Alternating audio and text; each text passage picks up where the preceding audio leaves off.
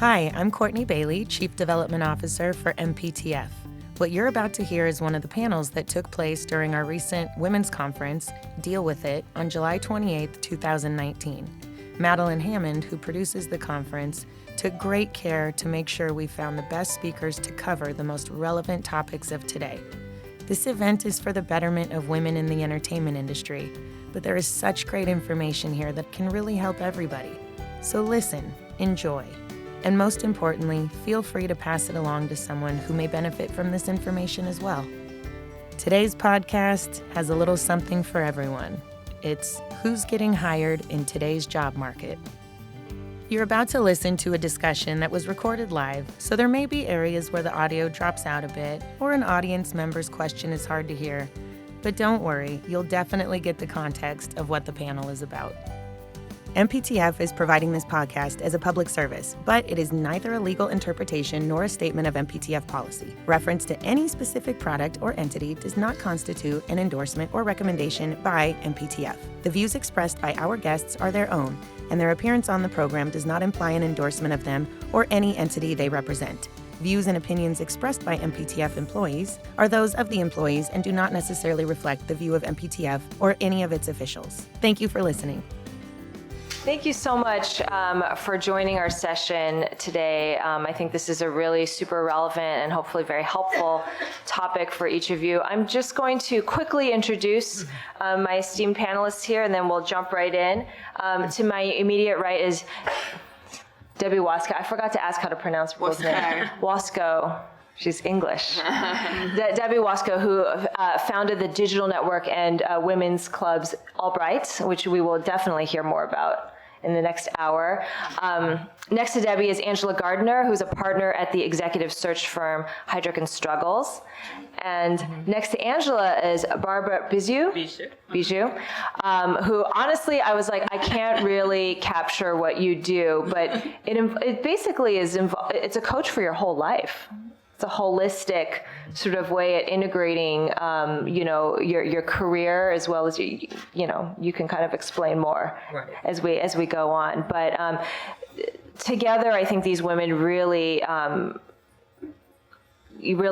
represent a 360-degree view of, how you can sort of realize whatever your goals are in the marketplace. So I'm going to jump right in and ask this. The topic of this session is, who's getting hired in today's job market. So who is getting hired? Because, there is, some people will have this perception that, well, we are in a post-Me Too, post-Time's Up era. It's never been easier for women in the job market. Is this true? Does it apply across the board, or is it for certain fields, certain positions? Shall I? Yeah, go for it, please. Yeah. So I would say that this is the best fertile ground we've ever had, but it's just the beginning. Because a lot of the, we've had some very obvious Me Too, shocking revelations, which have led to some very high-profile actions. But what really is the important thing that's now happening is a societal shift, and that's a cultural, deep-bedded, developmental that's kind of evolved over thousands of years, and that takes a long time to change. And we are all victims and proponents of that system. Whether it's worked for you or against you, we are all part of it, and so we all have to change our behavior and the way we do things. And so companies are just sort of have started to put in place regulations and practices and training and so forth that will alter their employees' behavior or hold them accountable in a different way. But a lot of what needs to happen is much more subtle, and it's going to take much more time for us all to change and behave differently and to respond differently to things in people than we have in the past. And for us as women to change our expectations, because at the moment we're still we've still got that baggage. Yeah. I'm just curious, as a quick follow-up, when firms and companies come to you now, when they're looking for somebody to fill their CEO position or their high level, has it changed at all in terms of, are they allowed to ask for, we'd really like to potentially hire a woman or consider more female candidates? Is that something that happens, or how does it work? No, it absolutely does happen, and you could argue that it shouldn't, because it's reverse discrimination in some senses. So so there has to. But we have always been proponents of bringing a diverse shortlist to the client, because it's our job is to help them think differently about what it is. And most of the time they're hiring us to bring them different things. It may be different skill sets, maybe different sort of geographic experience, or whatever the new things are, but usually they're looking at us to bring something different. And most of the roles now, certainly at the executive level, are about leading transformation. And so the skills we're looking for are more about agility and transformational leadership skills versus, and the ability to think in a diverse way versus, X number of years doing the thing that you've been doing for your entire career. So they're looking to us for different things. So it's always been a part of our dialogue. And obviously now we're more focused on that, and we have more fertile ground with our clients. But it's, we're still at the early stages. Yeah, I was going to say also, I find that it's really important to be open to the new, not just bring your old baggage and your old skills with you, because that's great. However, you have to be open to learning new things. And if you're going to be a transformational leader, you have to have skills like emotional intelligence. You have to understand really upping your vision, not keeping it the same way that it's been.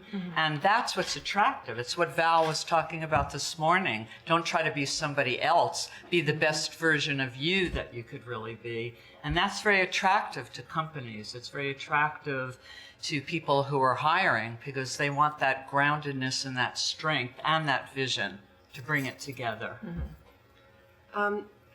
Maybe it's useful just to give some statistics so that actually we understand where women are, because we're talking to a room full of women with a couple of men in it. Allies. So, and it kind of is the context to, yes, exactly, to AllBright, which is the business that I co-founded 2 years ago off the back of being a serial technology entrepreneur based in the UK. So I built and sold 3 businesses over the last 20 years, had frequently been the only woman at the boardroom table, so often that I didn't even notice anymore. And my career success was primarily contingent upon me being good at asking men for money, which is slightly strange when you think too hard about it. Because here are some of the figures. So only 2.17% of capital goes to back a female founder. So we're at 2%. 7% of investors are female, 2% at partner level. And yet women deliver better returns than men, on average 35% better. In the UK, where I'm from, a recent study showed that a penny in the pound goes to back a business co-founded by 2 women versus 89 pence in the pound backing a business co-founded by 2 men. If we're talking about getting hired, only 1 in 6 globally in leadership positions are female, and there are more men called John, and you will have heard this one, who are CEOs within the Fortune 500 or the FTSE 250 than there are women. So ladies, we are not at the table. So, everything that you two have described is absolutely correct about behaviour change and being part of the beginning of a journey, but we all need to be part of pushing that journey on. And that was where we got started with AllBright 2 years ago. So my co-founder, Anna, was the CEO of Rehearse, the magazine's business in the UK. She was the only female CEO of a media company and has her own version of going from graduate trainee to corner office as a woman, as a lone woman within that industry. And when we were introduced and we were set up as a party by a mutual friend 4 years ago who said, you two should be friends, and riffing on life, the universe and everything, but primarily and frankly, where the fuck are all the women? Because we've been at this for quite a long time, and And actually, the statistics are getting worse, not better, particularly in the world of entrepreneurship and female founders raising money. But also, we know that there have been very successful campaigns on around women on boards. And that's helped a lot in terms of non-exec roles, but not in terms of women smashing the glass ceiling or circumnavigating the glass cliff or any of the other experience that we've talked about. And so on the back of a cocktail menu, we scribbled Project AllBright after the Madeline quote that there's a special place in hell for women who don't help other women. Because at the heart of our hypothesis is that women's networks are not as good as men's. They're just simply not. It's not built into the way that we grow up, the way that we socialize, the way that we're educated, or the way that we operate within the workplace. So how do you build network and skills and confidence for women? How do you help to build bridges for women outside of their swim lane? Because what's very typical of female behavior is that women don't network broadly. They know the people that they work with, and that's often because they're also going home and looking after kids, and we don't talk about this often enough. So that was the thinking behind AllBright when we set it up, and our business now is members clubs for women, women-only members, enlightened men very welcome in our building, and everything from the art on the walls to the wine behind the bar to the food that's cooked in the building to what happens in it that we program all day, every day is there to celebrate women without being anti-men and to showcase and to build bridges in the world of work for women who do lots of different things. And we have 2 clubs in London that have been very successful, and we're opening in West Hollywood, which is why I'm here, over the summer, and with New York and DC, and we're doing a pop-up in Hong Kong and everything else to follow. And we've written a book, which I don't have with me, but we can talk about that more. We publish a magazine, and it's all, which we do once a quarter, and we can hand all of that out to all of you. But what I would say, and I suppose my key message throughout is, yes, think about promotions. Yes, think about how to negotiate a pay rise. That's chapter 10 in our book. Believe me, the reason I know it works is because every single one of my team, since we published the book, has come in to negotiate a pay rise very successfully. I wish we'd never written that one. But I would implore you to turn to the woman sitting next to you in this room and make sure that you are consistently in these rooms and say, hi, who are you? This is what I do. Because the broader we network, the more we support one another to build those bridges, as well as focusing on skilling up and cracking the thorny issues of confidence and resilience that are often so hard for women, then we change the way that we work and the world of work. I love that. It's so rousing. Go ahead. I just want to add one thing, because I agree with you so much. Women's networks are usually with people you're comfortable with. So how do you get out of your comfort zone, number one? So not just saying hello to someone and taking their card. It's not so much who you know, but who knows what you know. Because so many women are very humble about their accomplishments, and then they wonder why they're not given that promotion, why they don't move up in a leadership. It's because no one knew you did it. So it's not about bragging, but it's about really honoring who you are, what you know, and sharing that. Otherwise, there's no way that anybody is going to support you and just lift you up, unless it's your cousin or, somebody close to you. Yeah, I mean, that's a great point, because I think that these are things that sometimes, you're told, you be confident or, talk to other women, but sometimes what we know and what we can do, there's that deficit there. I'm curious about how do you combat that sort of, the obstacles, whether they're external or internal. There are phrases like impostor syndrome, which often affect women, more so than men. I don't know if it affects men, but maybe it does. It does. Okay. But, this feeling that I don't belong here, I'm an imposter, they're going to find out that I'm not actually as qualified, Right. How do you concretely, short of just give yourself a pep talk, how do you combat that? You practice. And I think in our book, which is called Believe, Build, Become, we talk a lot about many of those topics. My business partner, who you would never know, given that she's utterly accomplished, articulate and charming, used to suffer from crippling stage fright in terms of speaking in front of an audience.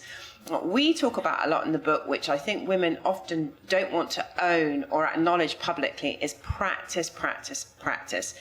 In the introduction to our book, we say, all of our best off-the-cuff remarks are very well rehearsed. And we game everything from dresses to delivery every single day because we have that relationship with one another. Now, not everybody has a business partner where they live in each other's pockets, but you do have, and you should invest in your sisterhood.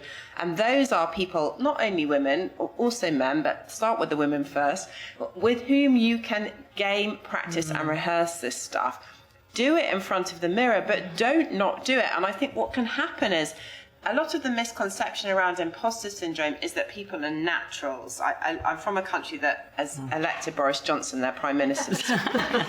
Some baggage around that. However, there's a lot of claiming that he is just a natural public speaker, right? Because he stands up and he riffs and he swerves around and he quotes Latin and Plato and that's his style. But actually, you don't have to be like that. You can rehearse, practice, and game in order to overcome your confidence. And the other chapter in the book that I really think works is our 10-step confidence plan. And a lot of it is slightly embarrassing, cringy, basic stuff that we would say, don't ever be unprepared.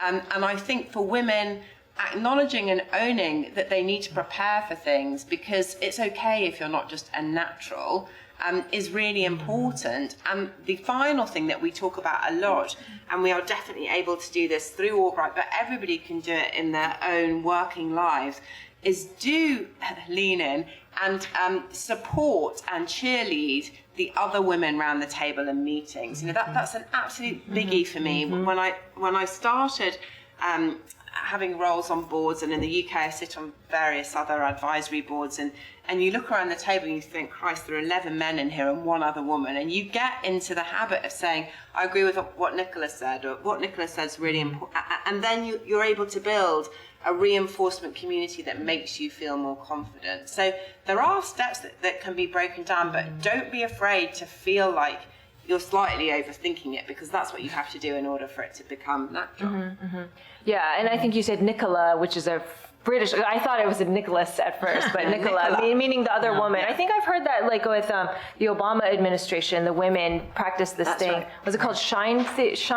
Or it was basically where you just back up what they say. And the other thing is that also has the effect of giving them credit, because sometimes there's something that happens where a person who happens to be female will give an idea and it'll sort of be ignored, and then somebody who happens to be male will give the same idea, and then everybody will be like, dude, Nick had a great idea. Right. And so it's good to say, like, Susan, your idea about this was great, and you're just sort of reinforcing. I have a quick question, which is, I don't know if this is obvious or controversial, but do women and men tend to be held to, like, say, different standards or perceived differently, by hirers or even by employers? And how so? And then how to compensate for those things? Well, from my perspective of working with people, women are considered more emotional. And, we all have that B word that women have that men don't have if they act in a certain way. There still is that. I mean, to pretend it doesn't exist is crazy. It does exist, because if women are too assertive, they're considered, bitches. Sorry, they really are. And men aren't held to the same standard. However, I think that women really have to learn how to stand up for themselves, as you said. And you need support. You can't do it alone. You need allies, you need mentors, you need someone who believes in you. As I was saying before, I've had 5 different careers in my life, just for those of you who are afraid of changing. And one of them came almost out of nowhere. I was in between jobs, and one of my clients called me up and she said, I want to hire you. I just pitched a project to CBS. I had coached her on it. She said, I got it. We're going to do the show. I want to hire you as the casting director. And it's like, what? I said, I never was a casting. She goes, doesn't matter. 2 things. Don't ever tell anyone you never did it, and I'll teach you everything you need to learn about it. So it's what you were saying. So I had to act as if, which is a real coaching term. I'm going, what does a casting director wear? What do they look like? What do they say? Until eventually I became a casting director. But in the beginning, I'd walk into 57th Street in New York every day pretending, talk about imposter syndrome, but because she believed in me, and she showed me what I needed to do to be successful, which is really important. She helped make me successful. And then I pass that on now to all my coaching clients. I make sure that they know someone really believes in them, could pull them up. You want your vision to pull you, by the way. You don't want to push towards it. You want it so strong and passionate that it pulls you, and then get somebody to show you what works and what doesn't work.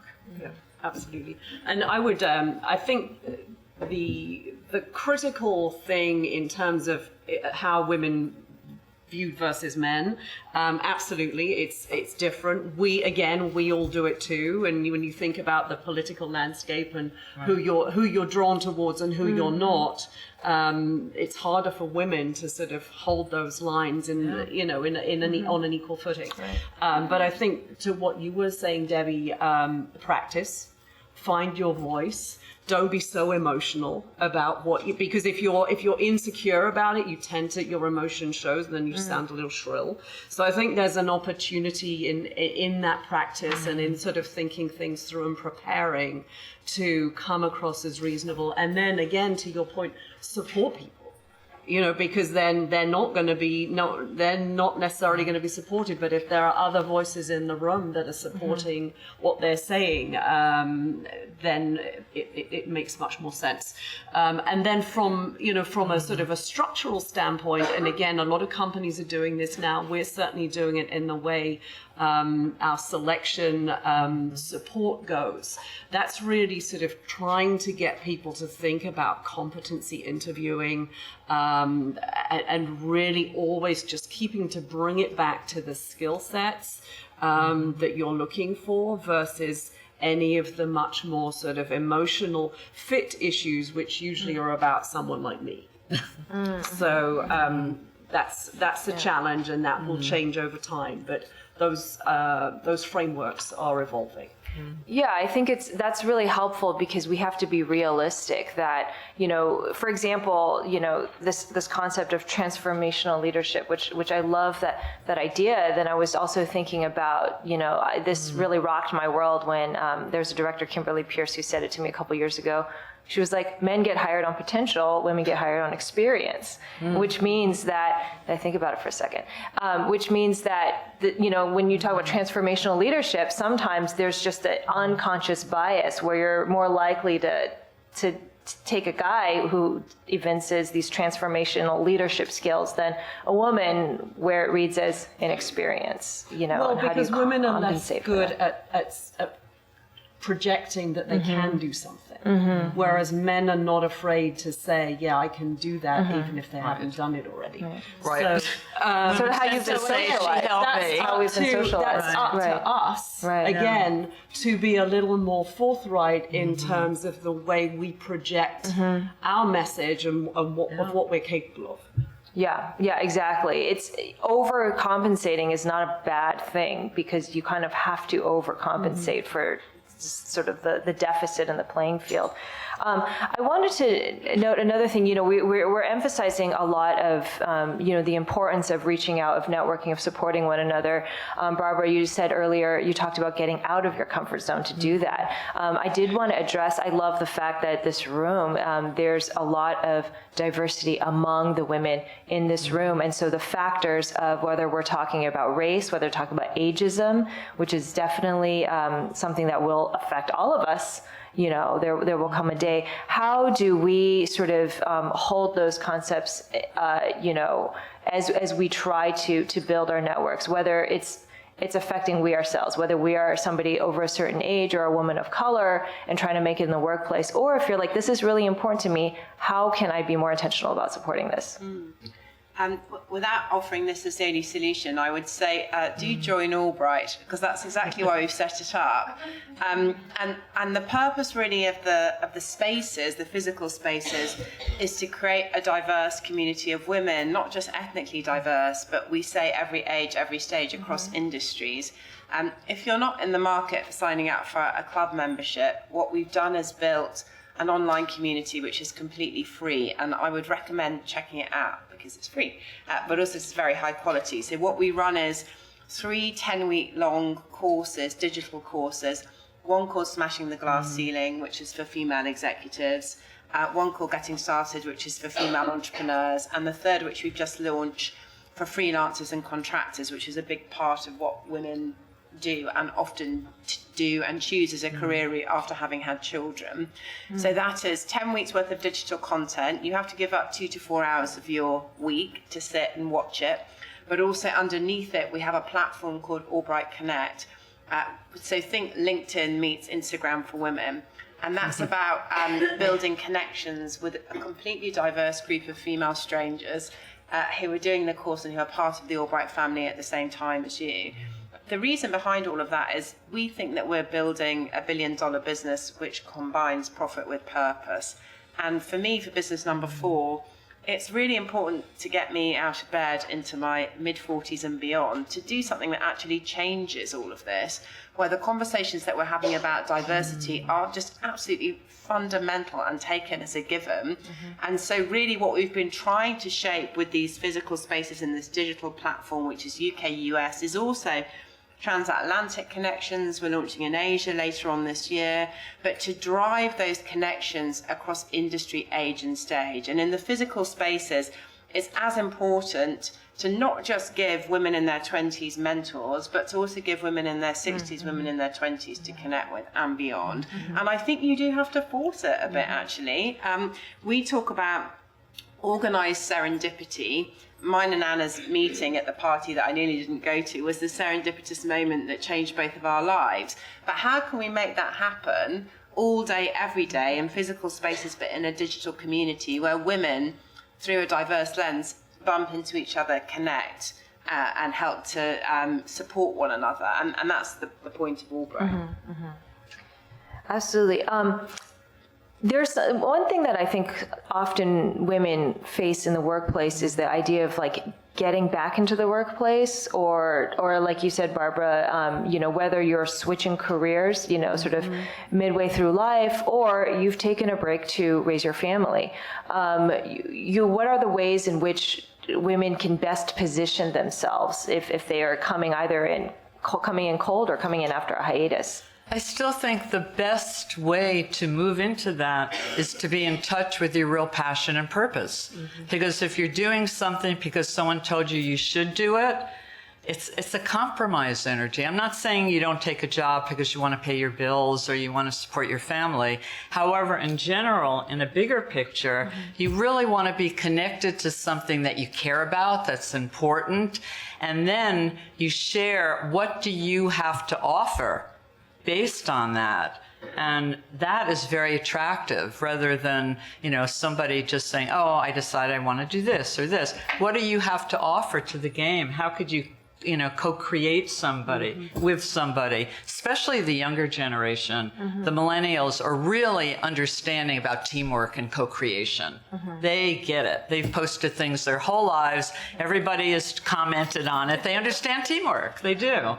So it's also totally terrifying, isn't it? And that's what we see a lot within the AllBright clubs, are women who have had successful careers coming back to the workplace after having had children and realizing they don't want to do that job anymore. And that's really, really standard. So we run a series in the magazine called The Pivot, and it's a big part of what we program around, which is exactly that. Professional women going, I want to change my life, and if I am now going to re-engage with the workplace, it needs to be purpose-driven. But where the hell do you start? I mean, that's great to say, isn't it? And then what? To look at, I'm sure you teach it in your group, but to teach what are the skills that I need to, what do I really need to know to be successful? What can I do myself, and where do I need help? I think that's a really crucial part.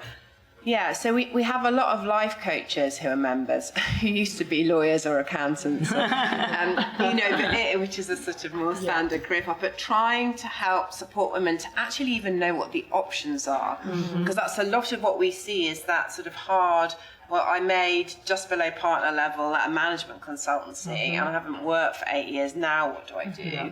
And so actually a lot of that is around confidence and connection, but it's also around knowing what the options are. So a lot of what we also program is a series around a sort of day in the life of X, so that women can connect with other and more flexible career options, because some of it's just also around knowledge and awareness. So it's figuring out what we encourage those women to do is to try and identify core skills and the things that really bring them joy, without sounding too Maria Kondo about it, but and then knowing what the potential options are in that field, and then making connections, which they can do through AllBright Connect, all the clubs, all the platform, with other women who do those jobs. Because what we were really observing in the very first club when it opened is just a lot of fear and a lack of knowledge about what the options are.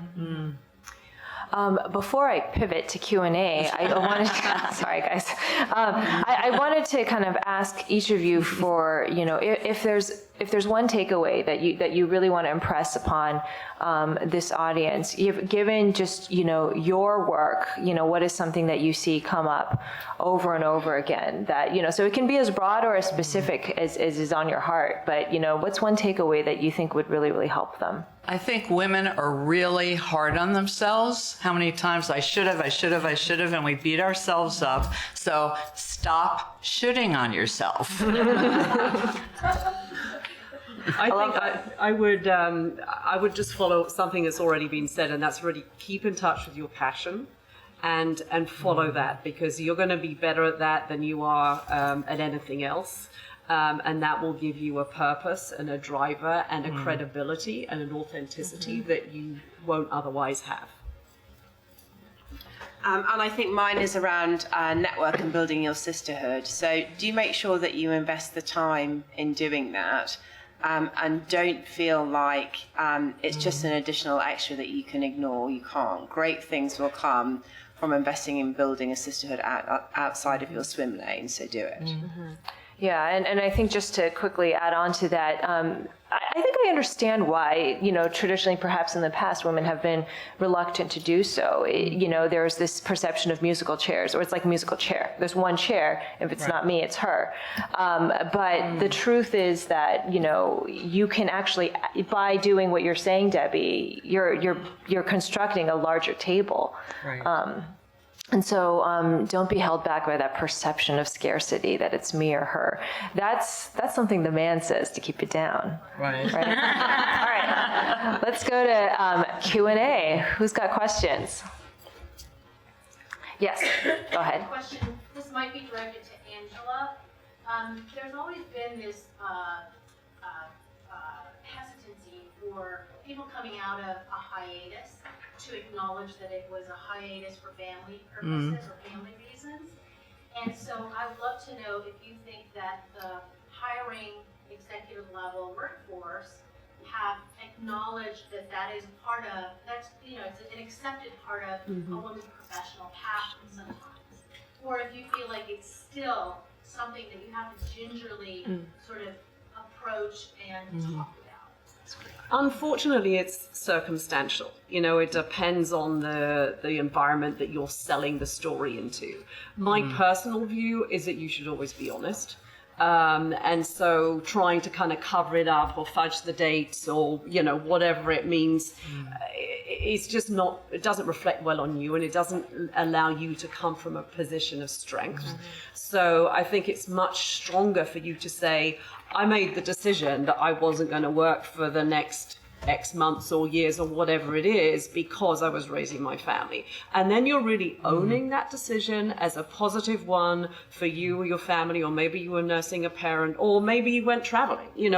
I have had senior executives like, I took 2 years off. I was burned out. We went traveling. And it's, and they're not ashamed to say that. And I think that's fine. And it's becoming more acceptable, aside from the whole Me Too environment that we talked about at the beginning. I think it's becoming more acceptable generally. And certainly it's not something that anyone can consciously discriminate against, but unfortunately there are some environments where it's not going to be positive. But it's a balance. That's such a good point, because it's like if you're hiding it, then you're basically signaling that I should feel ashamed of this. Exactly. Yeah. You had a question. Go ahead. Yes. This builds off of something that you said, Angela, and it could be for anybody on the panel, but one thing that you said is that men get hired on potential and women get hired on experience, which is very much in line with something I've always said, which is men always go for a job that they want, women always go for the job that they're qualified for, right? So how, given how you said it, because I also really like the way you said, how do we get one out of our own heads and say that we deserve that next job that we also, should aspire to versus the job we know we can do, because I think that's a position we put ourselves in. And I've just come out of like a really high, stress corporate job in an executive level, and I'm kind of ready to think about the next step and where I want to be. Also, to your point, in terms of following your passion. But I feel like as a hiring manager in the company, even like when HR is screening, women and men are pigeonholed into something like that. So the only thing we can control is ourselves. So how do you recommend that we take ourselves out of that? I've done this, and even in an interview process or a discussion, informational, like I find myself saying, I've done this, this, this, and this, versus I can do this, this, and this. Well, I think you can, and I'm going to defer to my colleagues on either side because they've got much more focus on this. But what I would say is that you just have to make the step. It's I've done this, so therefore I can do that. Right. This is the basic training or the foundational experience that enables me to do that. So you've got to do that switch in your head. Then you'll tell your story differently. I think you have to change the soundtrack to your life as well, actually. And if it's at all helpful, bear in mind, I wouldn't necessarily recommend my career path to any sane person, because all I know how to do is start a business and build it and sell it. But in terms of the AllBright culture, with two of my colleagues in the audience, we're building our monster global sisterhood of kick-ass women, and that starts with our team, right? Because we employ 95% women. So for a business that has raised a lot of capital that's scaling quickly, it's absolutely atypical to have every single senior leadership position within our company held by a woman. And I think our mantra, and the one that we encourage our team to have, is what's the worst that can happen? Now that can get you sometimes into trouble with things like choice of husbands and other topics. What's the worst that can happen? So what's the worst that can happen is actually really, really important for women, because women often will plan the downside and sometimes catastrophize the potential consequences of a bad choice. And actually with our team, that's one of the real things that we are in a really privileged position to be able to do, which is to push women on and to push them up. Now, not everybody has an AllBright culture where actually, if we're doing anything, it's thinking really carefully about which women can we hire to connect with our audience. But what's the worst that can happen, I think, is not a bad mantra for your working life, because it will push you on to take risks. And what we know, and it circles back to 2% of capital goes to back women and why, and it's a whole different panel that I've done a lot of times. And people quite rightly, not always men, but often men, make the point that not as many women as men try to start businesses. And that is also true, because women often don't take risks or think about risk in the same way. So try to turn on to what's the worst that can happen. And I think that will lead you to put yourself in situations that don't always feel comfortable, but also to think about how you really sell yourself as part of this monster global sisterhood. Just change it up. Yeah. I want to just add one thing, because I've coached a lot of people from lower levels to CEO levels, and the biggest thing is you have to move from detail to vision. You have to have an overview, because the higher you are in a company, the more you're responsible for the vision, not all those little details. You hire people to do the details. So it's switching that mindset and looking at, I like to do an exercise where I have people write down 10 successes of the day, every day. Do it for 30 days, 40 days. I don't care how little they are, to start to build that confidence of what you're actually doing. And then what is that bigger vision? And that's what you need to project. And that will get people excited about having you in a higher position rather than a lower one. Yes, in the back.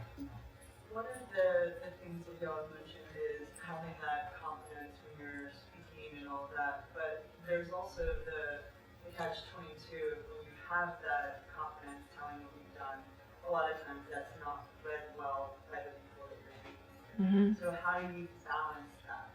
That's a great question. For me, it's know your audience. Who are you talking to? You know, we're all talking about different panels, different circumstances. You know, am I talking to IT people? Am I talking to creatives? Who am I talking to? And you want to gear it to your audience so that you build credibility with them. And it's for me, it's not about bragging. It's just being fully present in who you are. Being present is what, you know, we talked about all morning and you all heard, is how can you feel that you are grounded and confident in who you are. And also success is not so much what you've done, is knowing that you could still create more in the future. It's the same about money. It's not about how much money you have, it's knowing you can always create more. So it's a different mindset for me. And confidence is very attractive.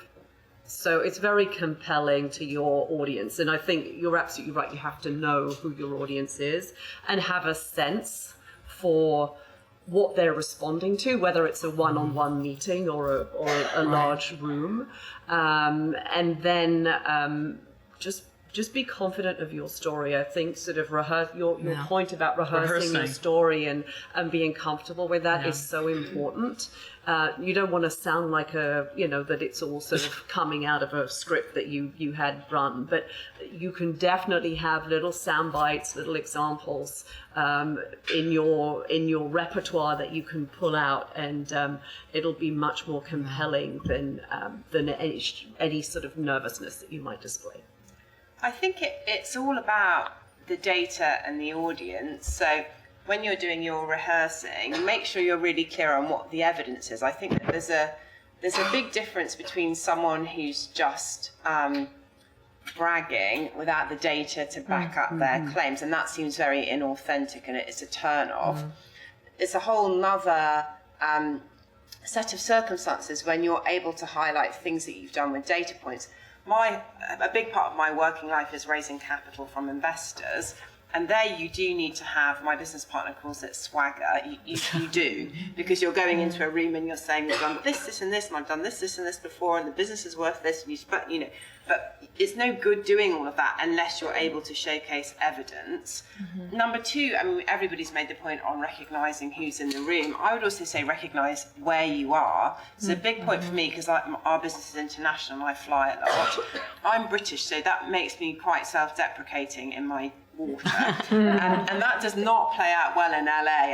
And always the first meeting I do when I get off the plane, and it is off the plane into a first meeting, I'm like, oh shit, I'm here. I need to turn the volume up and stop sort of being sarcastic because people look at you.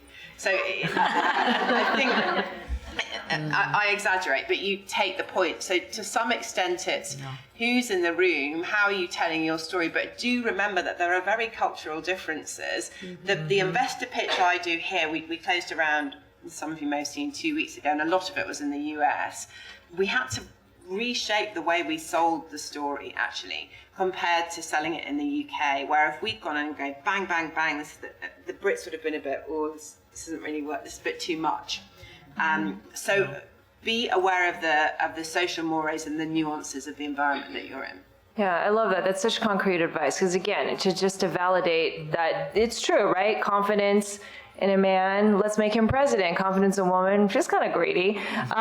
So my only suggestion is just that, as you know, when you see somebody rate that, like, I don't know though, isn't she kind of pushy? You check that shit, like just, back up your other woman. Okay, so we have totally run out of time. I just wanted to quickly wrap up with repeating the 3 takeaways that our really, really, really qualified panelists have given us. Angela said that keep in touch with and follow your passion, because your passion will naturally lend you that credibility and authenticity that will really help you in the room. Barbara says, stop shitting on yourself, which is really, really important. I love that. And Debbie advises you to invest in and build your sisterhood. It's not only good for others, it will help you in your career if you do that. Thank you guys so much. I hope you have a wonderful rest of this conference.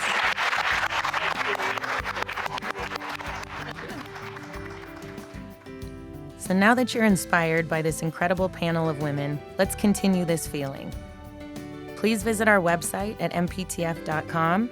Follow us on all our social media feeds, Facebook, Twitter, Instagram, YouTube, or if you're so inclined, we'd be so grateful for your support.